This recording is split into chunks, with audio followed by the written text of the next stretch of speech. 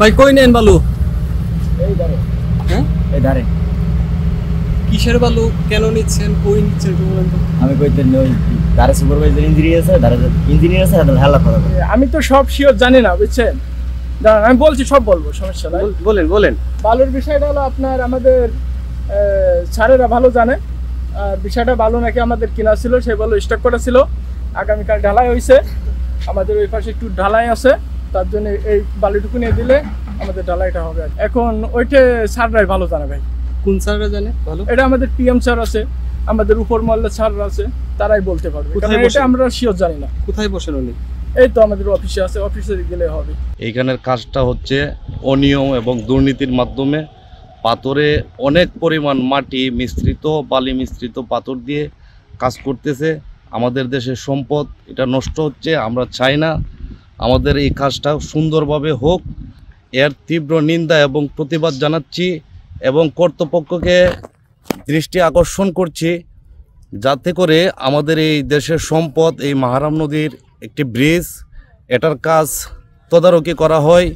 আমার জেলা প্রশাসক মহোদয়ের প্রতি দৃষ্টি আকর্ষণ, উপজেলা মহোদয়ের প্রতি দৃষ্টি আকর্ষণ করছি, আমাদের এই কাজটা যেন সুদৃষ্টির মাধ্যমে হয় এবং সুন্দরভাবে এই কাজটা আমরা পাই। উনি মারাম নদীর মুখ গর্ত করে আইনা ব্রিজে বালু দিতেছে, বিভিন্ন জায়গায় বিক্রি করতেছে এবং মরা ফাতর আইনা দিতেছে বারিকা টিলা থেকে।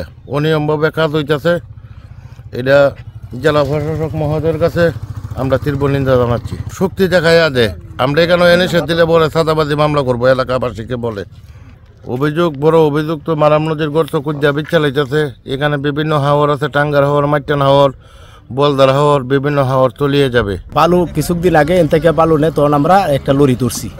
ধরার পরে ইনুসারে দিলাম, ইনুসারে এই লরি দৌড়েও নিছে, দুজন লোকও নিছে তার সাথে। আবার জানি কি করে নজালি মেম্বার কাছে তাই পড়তা না, কি করে জানি রাত্রে এই দুইটা লোকও ছুটাইছে, গাড়িও ছুটাই নিয়ে আসছে। এরপরের দিন ওই সুন্দর ভারি হেন আর ব্রিজ হয়, এন থেকে এই বালু নেই। তখন আমরা যে প্রশ্ন করি গাড়িওয়ালারে, বলি তোমরা বালু কেড়ে নাও।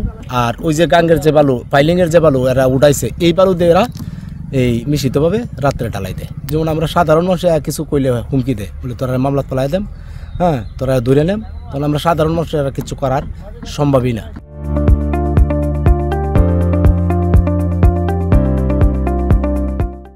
আনিত অভিযোগগুলো মানে মিথ্যা এবং ভুয়া। কারণ আমরা এখানে বালু কিনে কাজ করছি। যেমন আমার গতকালকে ঢালাই হয়েছে, ঢালার পরে অবশিষ্ট যে বালুটা ছিল, সেই বালুটা এক্সকাভেটর দিয়ে তুলে আপনার ট্রলিতে করে নিয়ে আমরা আজকে একটা সিসি ঢালাই দেব। সিসি ঢালাইতে আমাদের আজকে ব্রিক চিপস দিয়ে ঢালাই দেওয়ার কথা, কিন্তু আমরা এলসি পাথর দিয়ে ঢালাই দিচ্ছি। এখানে আমাদেরও মনে করেন যে লস হচ্ছে, তারপর আমরা এলসি দিয়ে ঢালাই দিচ্ছি কাজের গুণগত মান ঠিক রাখার জন্য। আর কি এখানে ডিপার্টমেন্টের ইঞ্জিনিয়ার আছে, অফিস এই ইয়েতে মাঠে বসে আছে, তারা ঢালাইয়ের কাজ দেখছে, শুনছে।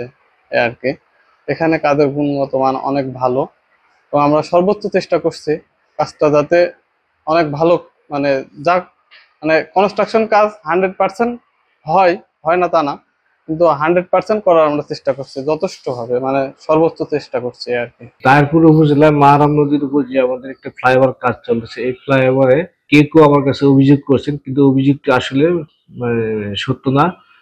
এখানে মানে যে পাথরের মান আমরা টেস্ট করে দেখছি, পাথরের মান ভালো আছে, আর এখানকার বালুর মান ভালো। তবে স্থানীয় দ্বন্দ্বের কারণে এই সমস্যাটি আকার ধারণ করছে। কারণ এখানে যারা সাপ্লাই আছে, সকল সাপ্লাই আসলে সকল ম্যাট্রেস দিতে পারে না। সাপ্লাইতে দ্বন্দ্বের কারণে এই সমস্যাটি আর মানে বড় আকার ধারণ করছে। তবে পত্রপত্রিকা দেখছি যে এখানে রাস্তার পাশে যে জমি আছে, যে জমি কেটে রাস্তা মানে করা হয়েছে, কিন্তু রাস্তা করতে জমির পাশ থেকে আমাকে মাটি কাটতে হবে, এটাই স্বাভাবিক।